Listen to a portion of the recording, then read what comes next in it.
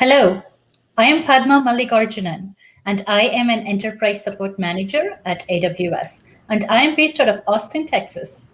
Welcome to AWS Supports You, where we share best practices and troubleshooting tips from AWS support. Joining me today is Anant Vaidyanathan, Vinod Krishnamurthy, and Vishal Mehta from AWS. Can you give us a quick introduction? Let's start with you, Anant. Sure. Thanks, Padma. Hi, everyone. My name is Anant, and I'm a product manager on the Amazon EFS product team. I've been at Amazon and AWS for close to 5 years, and I'm really excited to be here today. Hi everyone, this is Vinod Krishnamurthy. I am a senior technical account manager based out of Bay Area, California. I've been with AWS a little over 2 years now, and I support independent software vendor enterprise customers.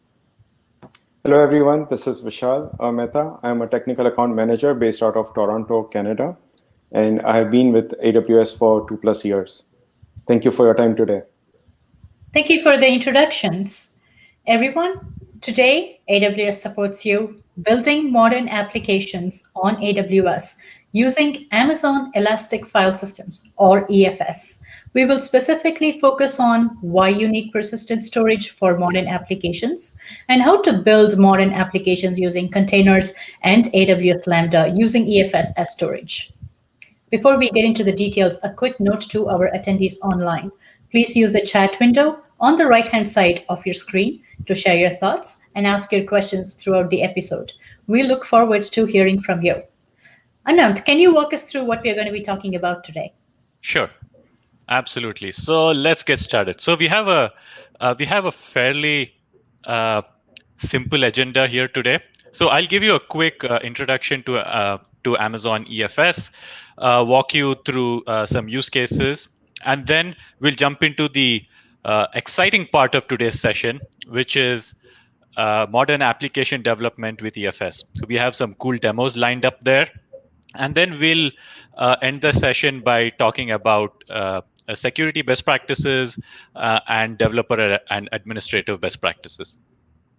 So with that, let's get started. So EFS is serverless. You don't need to provision or manage any infrastructure or capacity. The key things I want to point out here are EFS works with all of the AWS compute services and with SageMaker. And second, you can connect to EFS irrespective of location, on premises using AWS Direct Connect or AWS VPN, or in the same VPC or in a different VPC using inter-region or intra-region VPC peering. EFS, therefore, gives you all the full flexibility and allows you to focus on your application. So what exactly is Amazon EFS? So for many of you might be familiar with EFS already, but we launched EFS back in 2016 to give customers a simple set and forget fully managed cloud native file system. So EFS is serverless. Again, like I mentioned, you don't need to provision or manage infrastructure or capacity. And as your workload scales up, so does your file system, automatically accommodating any additional storage or connection capacity that you need.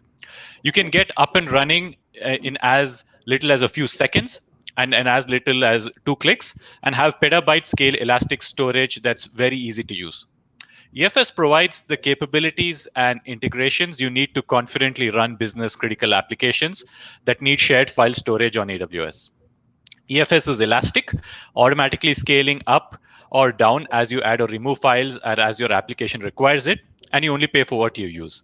Your performance automatically scales with your capacity, which, by the way, again, like I said, EFS scales to petabytes in size. It's also highly available and designed to be highly durable. We offer 4 nines availability SLA, and we're designed for 11 nines of durability. To achieve these levels of availability and durability, all files and directories are redundantly stored across multiple availability zones. So in terms of performance, EFS provides low consistent latencies and can scale to tens of gigabytes per second of throughput and support 500,000 plus of IOPS. And it also supports tens of thousands of concurrent clients, no matter the type. So which means they could be EC2 instances, containers, or Lambda functions, or various AWS compute services. So next, EFS is highly available and designed to be durable, as I just mentioned. And so, like I also said, it offers a 4 nines of availability SLA and designed for 11 nines of data durability. And so, to achieve this, as you can see, when you put in data into a file system, all the files and directories are redundantly stored across multiple availability zones. So it means that the write isn't acknowledged until the data is written across the 3 availability zones. And so EFS can withstand the full loss of a single availability zone while providing the same quality of service in the other availability zones. So this is really transformational, right? If you're used to operating within a primary data center, and then you have a second data center for TR, right? So if I take it a step further, we also provide additional data protection with AWS backup, which again protects data by storing it across availability zones and is completely an independent service. So giving you full diversity in your physical infrastructure and software implementation. In March of this year, just a couple of months earlier, we launched EFS One Zone, which allows you to create a file system in a single zone. So this reduces storage costs by 47% compared to our Amazon EFS standard regional storage classes, while maintaining the same EFS capabilities and features that you already love. So we heard from customers that they have workloads such as development or test workloads, built and staging environments, as well as applications such as analytics-based simulation, media transcoding, or backups and replicas of environments, or on-premises data, which don't necessarily require the regional resilience, right? However, we still, for additional data protection, all file systems using Amazon EFS One Zone storage classes have automatic file backup policies to provide additional data protection with regional redundancy. So I'll just quickly talk about cost as well. So Amazon EFS is cost optimized. There are no minimum commitments or fees. There's no need to provision storage in advance, as I mentioned. And we support automatic lifecycle management policies that moves your data to lower cost storage tiers without requiring you to change your application, your workload, or your workflows. So with that, I will pause. Are there any questions that we have from the viewers, Padma? Hi, Anant. Thank you for that introduction. I'm not seeing any questions on the chat window at the moment. Everyone, please feel free to post your questions. We have the experts here from the Amazon EFS team who can answer those for you. But I have a question for you, Anant. Can you talk a little bit about what modern applications are and why we have a need for persistent storage with Amazon EFS? Sure. I can do that, but I'll just also like to reiterate Padma's point about please feel free to keep adding, posting your questions on the chat window as well.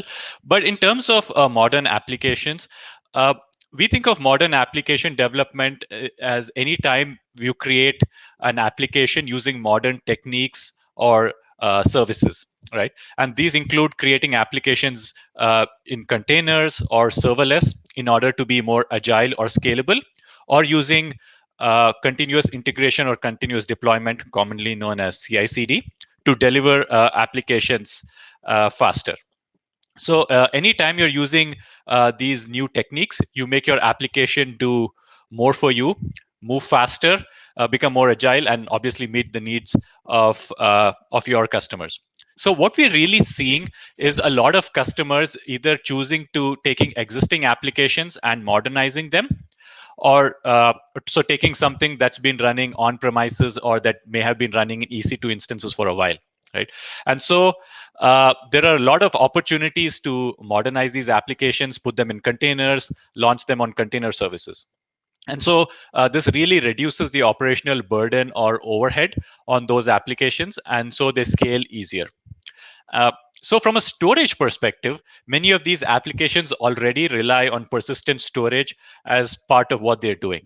So they may be sharing data between multiple instances of their application, or they may have a persistent storage layer which is usually how they share the data with other applications. So for example, you may have storage that's shared across multiple containers, across multiple Lambda functions, and so on. And so when you decide to modernize your applications, often you want to modernize your storage as part of modernizing your application, and that's where EFS really comes into play. So I hope that helped, Padma. Anything else? That's it so far. Back to you, Anant. All right. So I'll keep going. And so now we'll get into the exciting part of today's session, which is modern application development. And now that I've introduced it, let me spend a couple of minutes talking about use cases. So from a containers perspective, with EFS, we see stateful applications that are long running or sharing the data sets with other containers, which are a good fit for EFS. And so typically we see these are, let's say, developer tools such as Jira or Jenkins or Git, customers building websites or digital experiences using WordPress or Drupal, running machine learning applications such as or based on frameworks such as MXNet, PyTorch, and so on, or just building or just having shared notebooks such as on Jupyter, or home directories such as, let's say, for Tableau or RStudio, and so on. And so let's talk about Lambda in EFS and what use cases they unlock. So the use cases for Lambda kind of fall into one of two categories. One is persistent storage to get around the Lambda function temporary space limitation that you have today for reading and writing files. So for example, if you have an ETL pipeline, and as part of that pipeline, you have to deal with, let's say, large files, such as, let's say, that are 1 gigabyte, you can attach an EFS file system to your function and read and write from your file system. And that way, you now have unlimited file storage for your application, right? Another category of use cases is when you need to share data across Lambda function invocations. So a common example of that we see is with machine learning inference and media processing. So with machine learning inference, you have a shared set of libraries such as on MXNet or TensorFlow, and then you have a shared file model such as for image classification, sentiment analysis, image recognition, and so on. Right? With media processing, you can ingest and edit millions of images or encode or transcode video files. So there are really a lot of use cases that are now enabled by Lambda and EFS that customers really couldn't take advantage of before. So with that, let's get into getting started with EFS and modern apps. So the one thing that I want to talk about before getting into the demos and how you can get started is security and identity. So when you talk about security and identity with modern apps, you want your file systems to be mountable only by the applications that need them, and not any application, right? The second is, if you have multiple applications accessing a file system, they should only have access to the data that particular application needs, right? So and the way that we solve that is with access points. But before that, let's talk about managing application identities with EFS, such as if you're sharing a file system with multiple users.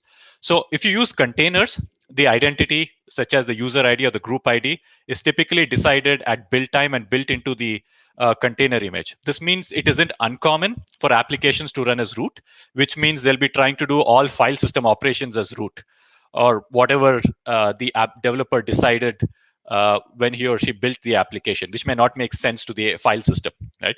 And that's why we built EFS access points. So they give your application an entry point into the file system, where all applications are overwritten to the UID or the GID defined in the access point.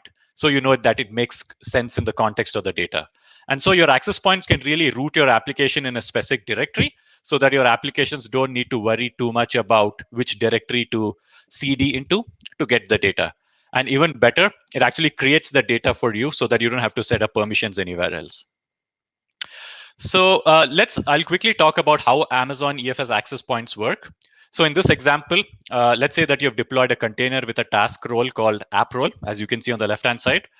In your file system resource policy, you stated that this role is only used to mount a file system via a specific access point, right? So the access point FSAP that you see there, and that's the access point it's used to mount, right? So now that this application is run as root, so ordinarily all applications, so all operations are now interpreted as root, right? Which is usually not the best idea. And so because you're using an access point, the access point has placed the app in a home directory called apps my app, as you can see in the path in the path section of the policy there. And so it's writing all the file operations to user group 123, as you can see. And so you can be sure that it has exactly all the data that it needs, nothing more or nothing less. So with that, we'll pause for the next set of questions. I think we have a few coming in. And thank you. Yes, we do have a few questions here. So the first question, and actually thank you, Tomei242, for your question. And also Geshu Goyal, thank you for your questions. They're very related. And Vinod, I think I might ask this question to you. Can you talk a little bit about EFS, S3? When do you prefer one over the other? You're on mute, Vinod. You're on mute. Yeah, sorry about that. Yeah, great question from the audience, Padma. I was able to talk about that during my demo, but I can answer it now. So on top of my mind, I can think about two reasons which will help us decide that scenario, whether EFS or S3. One is the API, and the second is the access pattern of your workload.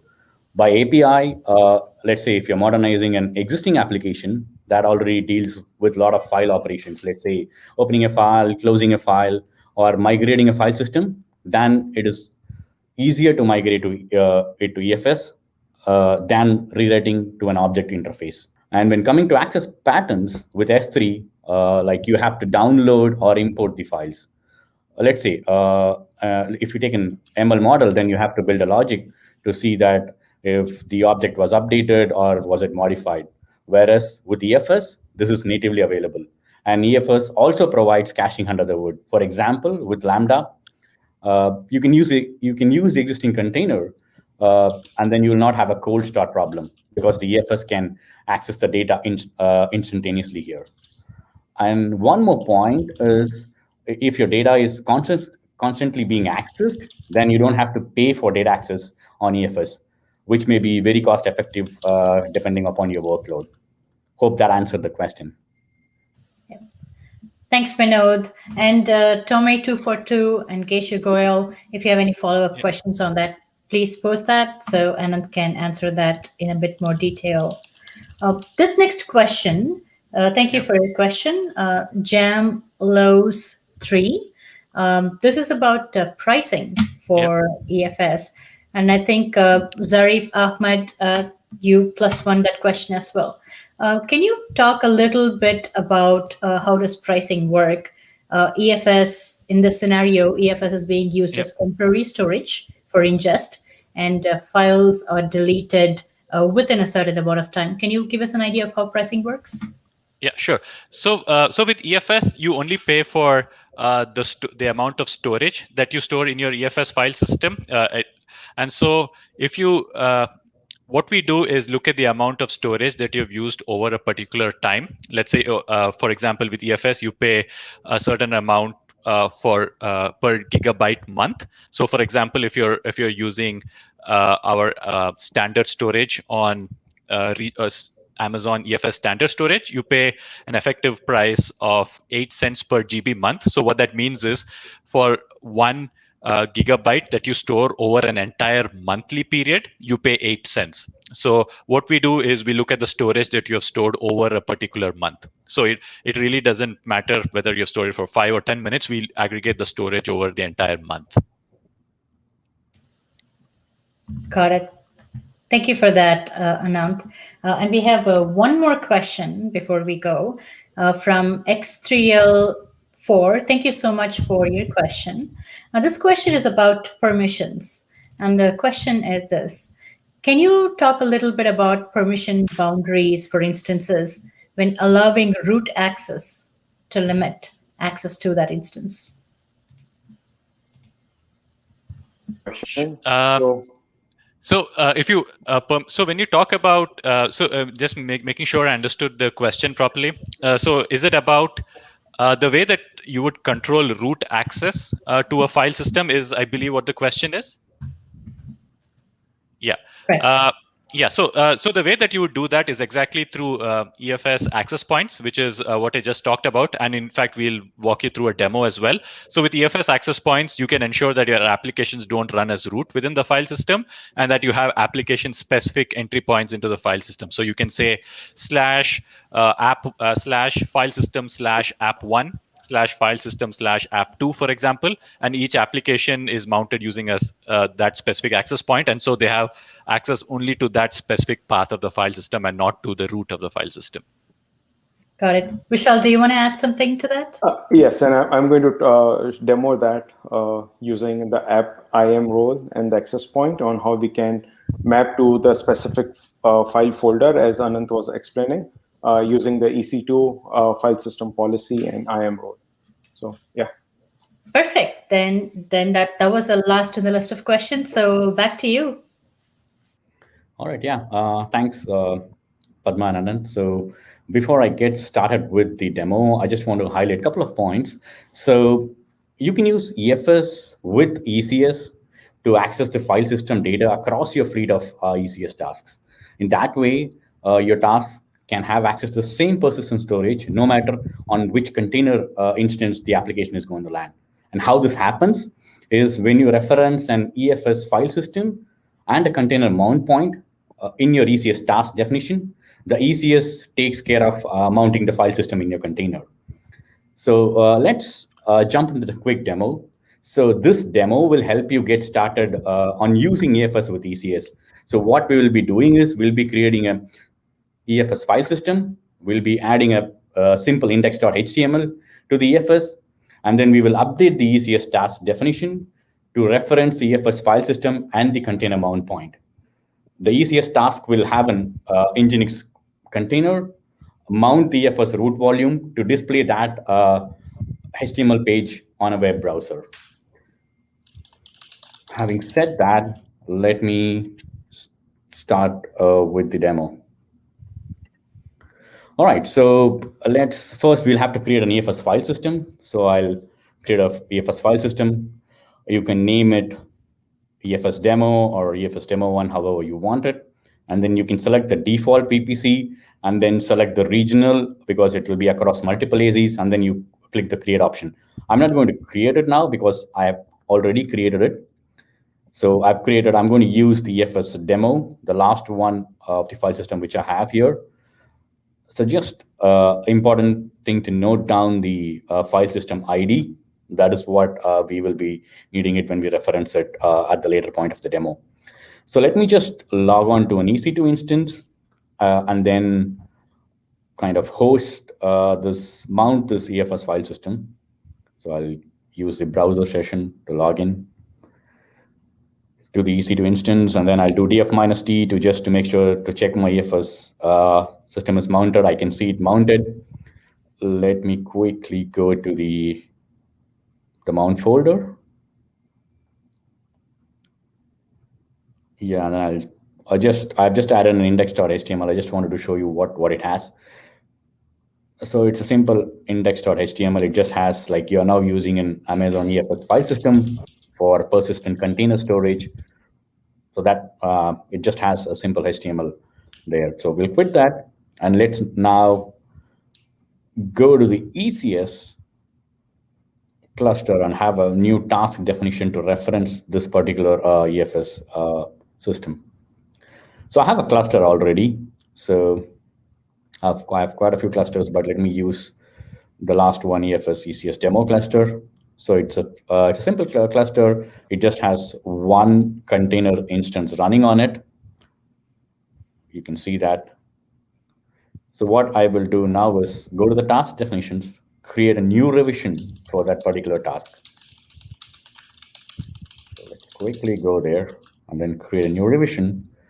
So I'll have, for this demo, it is better we use the JSON format, so it will be easy to populate it rather than populating all those fields. So I'll just go ahead and delete the existing JSON, use my version of JSON. Just cut and paste it here. Give me a moment. All right, so I have pasted it. Now you can see the container definitions, the container path, and then the source volume it has to refer, and the name and the image of the container. And the most important is the volume, the name of the volume, and the file system ID. The file system ID is the same one which we created recently, which I asked you to note it down.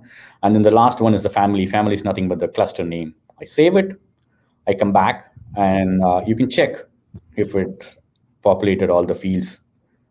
We'll just go through scan and check if all the fields are populated. I'll just see if the container name and container image is populated. And then one more thing we need to cross-check before we proceed is the storage and logging section. That's where we need to make sure the mount volume is correct. So I go to the storage. The mount volume is EFS HTML, and then the container path. These are the two important factors here. Yeah, everything looks okay. I just come down, and then now we can just create this task. So you can see the new revision of the task definitions has been created successfully. You can just, before you run this task, you can check the container. We have an Nginx container just to make sure the container path and the source volume is correct. Yeah, it looks okay.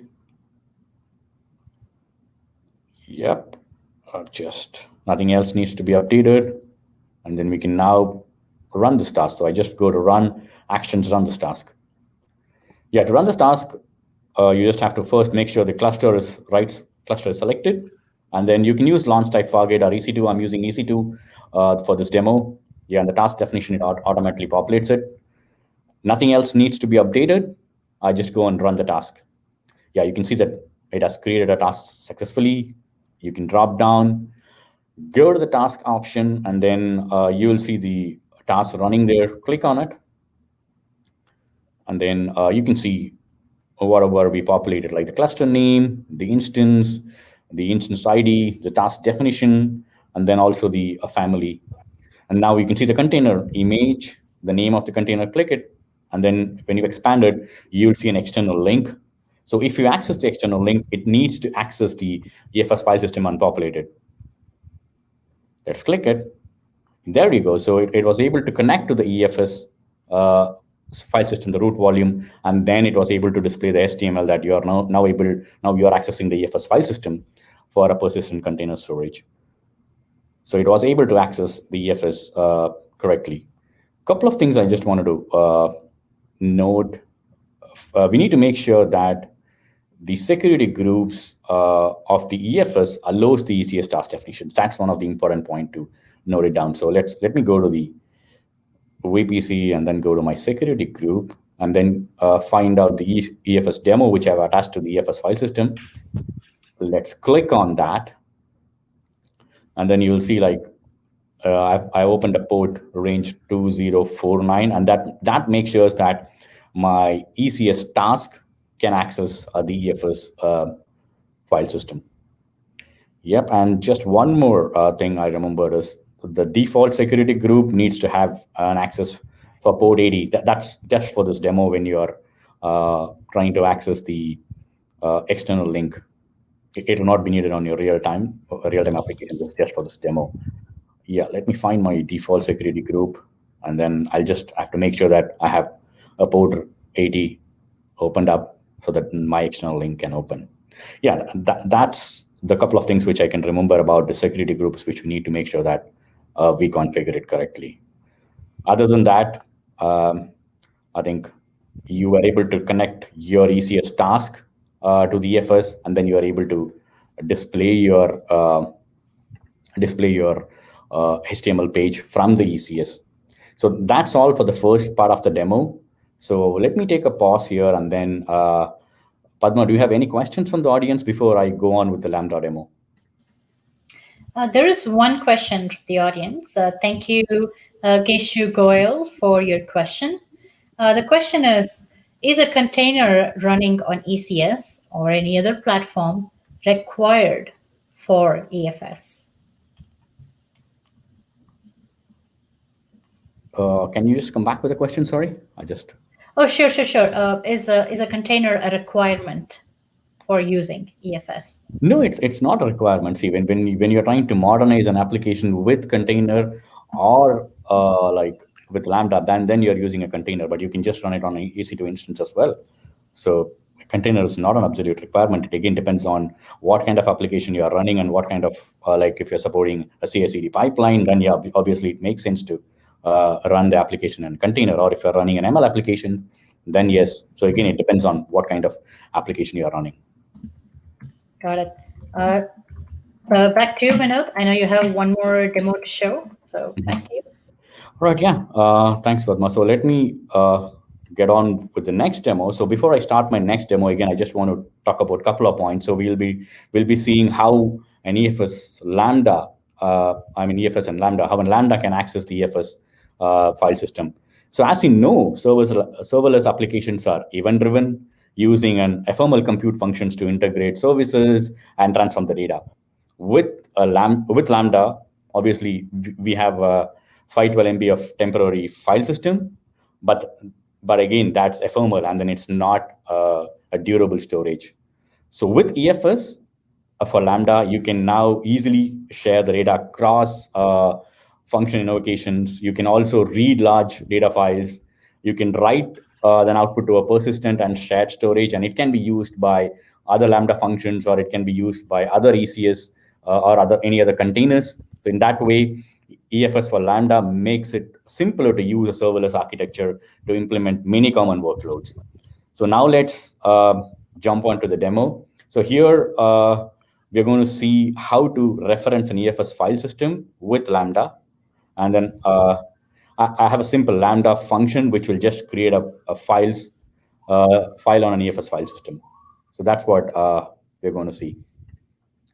So if you look at this, I'll just use the same file system, what we have, and then we need to create an access point. That's the important part, as Anant was talking about, access point, where you can make the Lambda to access your EFS file system. So we'll have to create an access point. So we go, and then you can give a name for your file access point, and then you have to specify the root directory. I'm doing /test, and then the POSIX user. This is again how you want to restrict your file access depending upon your application needs. So I'm just going with the default ones with 1000 and 777, and then I'll have to create access point. I'm not going to do that because I've already created an access point. And if you see the access point name is this one, and the access point ID, and then ARN, we have to note it down. So this just gives you all the parameters, what you have used to create the access point, and then the ARN. So now let's go and create a Lambda function. So I've gone into my Lambda console. I'm going to create a new function. I'm going to show you how to create a new function. So give you a function name. It can be Lambda EFS or however you want it to be. And then runtime, I'm just going to use Python for this example. And then you can click on advanced settings. This is where a couple of important things to note. Make sure you use the same VPC where you have created your EFS. So the same VPC and the same subnet, and then make sure you have the same security group selected so that your Lambda can access the EFS file system. And then click on create function. Since I've already created the function, I'm not going to recreate it. So let's go back to the function name. So I've already created, and then let's check the view details. If you click on view details, it will show you the function ARN, and you can click on the configuration to check. Let me go and go to the configuration window, and then you can select the file systems option. So once you select the file system option, you can come and add the file system. Let me add the EFS file system. So on the dropdown, it'll show you what file system. Once you add the file system, it'll automatically show you the access point which you need to select. And then, yeah, I'm just making sure that we select the same access point and it's getting populated there. Yep, it is. And then you add the local mount path. So I'll just do /mnt/test. Save it. Cool. So I've saved it. And then let's go and change the Lambda code.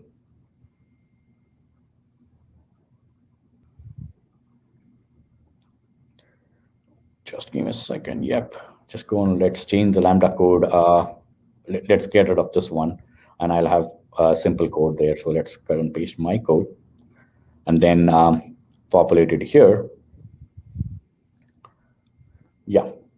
Change my import. All right. Yeah, so this is a very simple Lambda code. Let me deploy it. What it does is it'll just use a simple touch command to create EFS Lambda test.txt file on my EFS file system.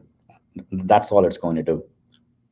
And it's going to use the EFS access point, which we have created. So let's go back to that EC2 instance and then make sure that there's no such file already exists, and show that when if this Lambda executes successfully, we can go and check if that file is created. df-t, yeah, just to check if it is still mounted. And then let me go to the mount folder. Typo there.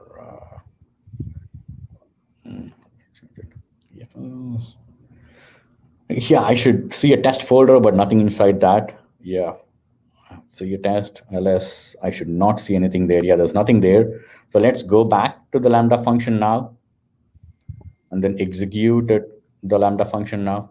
Yeah, I'm just checking if I have the right touch command to create the file.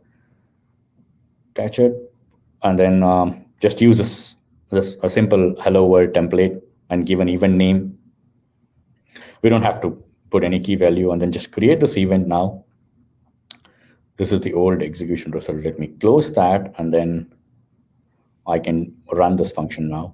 If you click on test, it'll execute. There you go. It has executed successfully, and then it has created an EFS lambda.test file, a text file on the EFS. So we can go back to the EC2 instance. Let me see, where did if I have to launch it, or I should have a window open. Let me check that quickly. If I have a window open for that. I don't think I have. I don't know where's the window for it. Let's connect it again. Let's connect it, and then let's quickly go to the mount folder, and then let's go and check our test folder if the Lambda function was able to successfully connect and create the text file. If it was, then it has to be created. And then let's go to test, and then if I do ls, now I should see that file name. There you go. So your EFS, your Lambda function was able to connect to EFS. It's as simple as that. You just have to make sure that you have the EFS, you have an access point, and then you have in the same security group, then your Lambda will be able to access the EFS. So if you think of in a real time, it can be used for a lot of different workloads, like sharing your ML code. You can have your ML code deployed onto an EFS or an ML inference, or you can also have any other huge data sets where you want to kind of refer it across your different Lambda functions. That's all from my demo for today. And Padma, do you have any questions from the audience before we hand it over to Anant and Vishal? Yes, Vinod, we have a couple of questions, and I think the questions are for you. So first, thank you, Jam Blows 3, for your question. The question is, do you have to define EFS servers ahead of time, or can it be done dynamically? EFS servers, so EFS can be created anytime, but if you have to create a dynamic, if you dynamic subdirectories, then yes, you need to have, you can do that, but you need to follow certain steps. I think we can share the documentation for that, but you can create it anytime. Maybe Anant can add a little more here.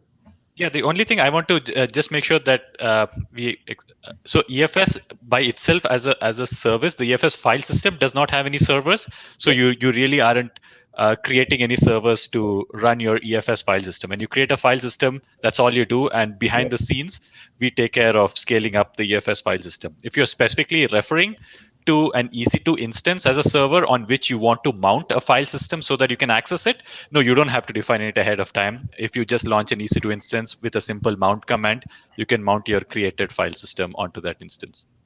Yep. Thanks, Anand and Vinod. Next question is, can you talk about the difference between EFS and S3? And thank you, Surly Dave, for your question. EFS and S3. I think did we answer this question like when to choose EFS with S3, or is it like the difference? Just talking about what the differences are between EFS and S3 as a file system. When do you use when versus the other? Yeah, see, S3 is an object-based storage. It is entirely different on how it handles the storage. It's an object-based, and then you have key value pair mapping and all those kind of stuff. EFS is an elastic file system, and then you can just mount it on any of your EC2 instance, and then you can create subdirectories, and then it's a flat file system. So it's both follow different architecture. Again, when do you want to use it? I think we have answered it earlier. Anand, do you want to add anything on top of it? No, I think you explained it well, that access patterns and APIs would be the two reasons why you would choose EFS versus S3, depending on the access pattern of your workload and whether your application speaks API, speaks object or file. Yep. I think the other common question we hear is, how about EFS and Amazon EBS, which is Elastic Block Store, right? So that's a very common question that we hear from customers as well. So maybe I'll just address that since we talked about S3. If you think about it, data in a container is ephemeral. So which means if a container crashes or it gets deleted, the data associated with the container is lost. And so with EBS, if you want a more stateful application, or you want to maintain state to write to a persistent storage volume, the two common services are EFS and EBS. If you're running transactional workloads that require very low latency, then EBS might be a good fit. But if you're running containers that require sharing across multiple containers, or if you're running a container across multiple availability zones, you have cross AZ architectures, then we recommend using EFS. Got it. Thank you for that. So Vishal, I'll turn it over to you. All right. Thank you, Padma. And thank you, Vinod, for cool demos. I will now go over EFS best practices and security. So let's first dive deeper into security and compliance. EFS has many security capabilities today, and that has enabled us to meet the requirements for a wide variety of compliance standards. First, you can control the client access at multiple levels for network traffic using Amazon VPC security groups and network ACLs. You can control file and directory access using standard Linux or Unix POSIX permissions. You can use IAM to manage API administrative access. You can encrypt your data at rest using key management in AWS KMS. And you can also encrypt the data in transit using industry standard TLS 1.2. Lastly, Amazon EFS service is a HIPAA eligible, GDPR compliant, PCI compliant, SOC and ISO compliant, and FedRAMP authorized. In addition to what Vinod showed for access point security with Lambda and ECS, same controls can be enforced on EC2 instance. And that's what one of the question was from the audience. Let me walk you through on how to secure EC2 access to the file system using access points. So I'll bring up my demo here. And let me start. So I'm at the EFS console service page. And from here, I will go to the file systems. And I have created a test file system which has no access points created. It has been created with the default parameters. And let me show you that I have no system policy or access points. And to mount this file system, as it has been shown earlier in the demo, we will just click on attach, get the mount command, go to my EC2 instance, and I will SSH into my EC2 instance. And from here, I'll just open the browser, SSH. And once it comes up, I will just go and mount the test file system that I've created to the right folder, which was also created earlier. So now when I try to mount it, it will get mounted because this file system had no security policies, no IAM roles to the EC2 instance, nor does I have any access points. And you can see here it has been mounted. So this is how we do like regularly without the access points. If you want to mount a file system, you go to the EC2 instance and you mount it. Now to mount a file system, let me go to one access point file system, which has an access point. And this is the access point that I created. And it has, let me pause here. So this file system policy that I've created here maps the IAM role that I'll be giving to the specific EC2 instance, and it will map the access point of this file system. So we are mapping them here. I've created an IAM role, which I will attach to the EC2 instance. And through these two controls, we will be able to mount a particular folder to a specific EC2 instance that you want. So continuing with the demo. Now to mount,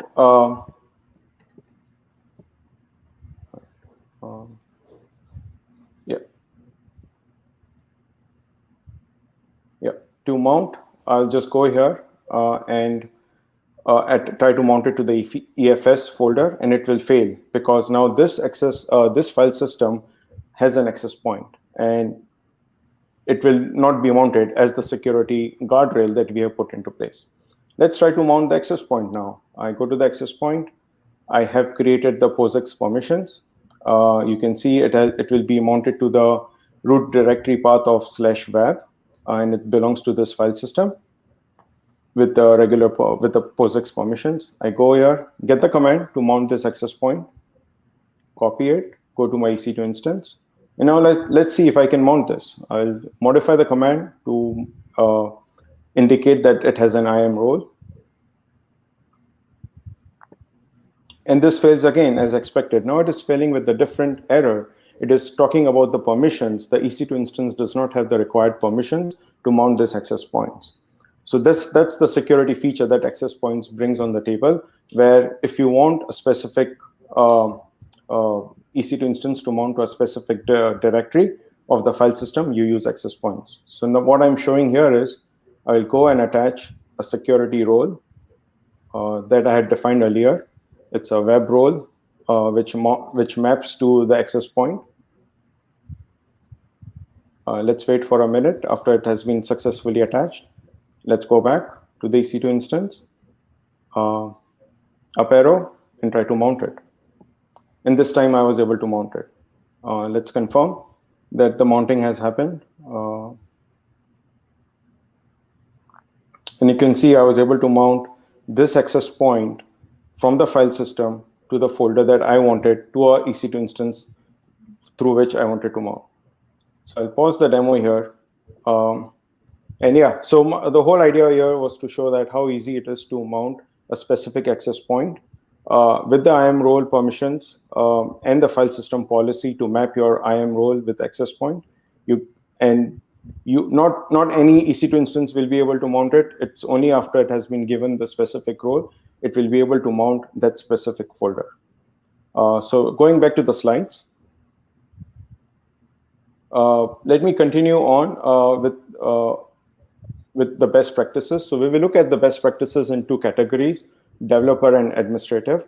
Starting with the developer best practices, we recommend you should always test with the general purpose mode and then start using the bursting throughput mode. Consider using provision throughput mode if you need higher levels of throughput. For example, loading greater than 2.1 terabytes of data. We recommend to use Linux kernel 4.3 or newer. I would also recommend using the EFS mount helper.